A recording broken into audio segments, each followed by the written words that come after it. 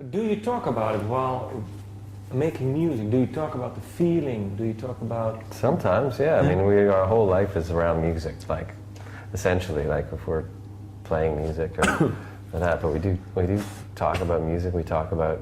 It takes a certain situation in order to really be able to, like, get down to the important business of music, like the emotional side of it.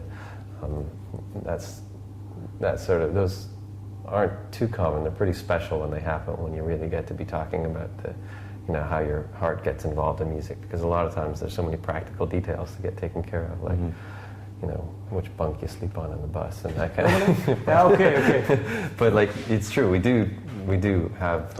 No, what I mean, while you're creating music, writing songs, do you talk about it then, or is it... Well, we're always writing afterward? songs. I mean, we're always we don't have a sort of a rehearsal schedule where we get in and we're going to write a song now. Like, we write in the studio, we write at home, we write when we're practicing. It's just constant. Like, you're living making music. And not making your living. I mean, that's part of it. But we've all chosen a path where we make music as our focus. Yeah. Now, do you make music then with all of you together, or is it just certain people and then you bring it to them and then you talk about it, or then you just see what happens? Sort of all of the above. Like, we sometimes will make music together if we happen to be together. If it happens to be a group of us, like a couple of us, then we have instruments. You never know when inspiration is going to hit, so you just have to have an instrument handy, and hopefully a friend who also has an instrument. A lot of times you're in the studio and you record something and then you listen back and you're like, oh, that's really cool. That's like, I've got an idea. Why don't we do this? And somebody else will say, hey, well, that's nice. Let's try doing this. So it's not your typical write, rehearse, record situation. So yeah, we do have these conversations, but they happen. It's really hard to separate when what happens. Yeah. And what is for you then the biggest difference between this album and the previous one? I mean, for you personal. Well, my biggest difference is I don't really play on it. But well, I think the biggest difference this one was that there was a lot more trust in our producer, David Neufeld.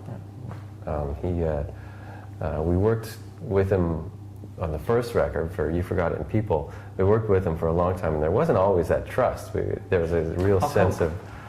Well, I was used to being the producer, for one thing, like, because I did the Casey Accidental records, and I produced all of the Do Make Say Think stuff with Ohad Benchetrit. So when we went into the recording, I was kind of thinking that I was going to be like, hands-on and working with all the... and Dave wasn't even really hired as a producer. He was hired as having a studio. And slowly, little by little, with lots of discussion and lots of like ideas, he kind of became the captain, right? Through the progress of the record.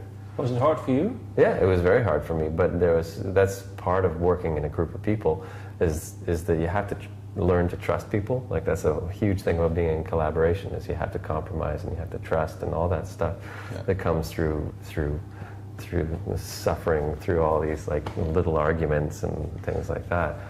And in this last record, there was a sense of like, okay, Dave ended up doing a really good job in the last record, so we'll leave it with him more. Like, people would come in and record, and then he would be left to mix it, and then we would come in and listen to the mix, and Kevin especially spent a lot of time listening to the mixes and discussing it with him. But what did he bring to it then that you didn't expect him to bring, and what was really good? Well, it's not that we didn't expect it, but he brought the density. Like, there's a real like it's a really dense record. Like, there's just a lot of information. There's a lot of instruments. There's a lot of there's not a lot of breathing room in it, and that's kind of like being in Dave's mind. he's like that. But I think it's a really smart record. I felt the whole process as it was happening. I wasn't there as much, but you could feel it step by step how it was just so dense, and that that I don't know. There's the trust just kind of the trust was there, but kind of scattered at the same time. I don't know how to sort of wrap this particular bit up, but there was like some kind of scattered trust. I would certainly say, especially from, I mean, a lot of these songs, I've either played live on them, you know, many times, or even been involved in early recorded sort of versions of them. And my feeling upon hearing the record at first was, you know, sort of wishing that our schedules had coincided a bit more, so I could have been in and done some of the things I'd done on there. But the one thing that really struck me as I listened to it was definitely just how much of Dave is on there, and especially when you know some of the songs live. It's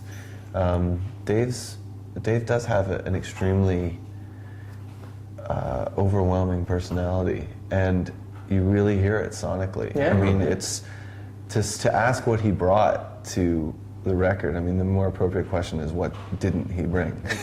You know, there are producers or engineers or whatever are kind of hands off, and Dave is the complete opposite. I mean, Dave and Kevin together really managed to. Yeah. You know, Kevin was the midwife. Dave was the. Yeah. Like there's a real, like, it was the two of them were basically like sort of trying to get all the pieces together and put it in, and Dave did the hands-on stuff and Kevin did the coaching. Okay. You know? Yeah. And that's definitely where the whole trust comes into play, because I think when we were recording You Forgotten People especially, there were so many people just to start off with. There were a lot of people who knew how to record, or as Charles was saying, produce their own material. There's a lot of people like myself who have their own bands and write their own material and are very used to seeing things through all stages with their hands firmly on the wheel.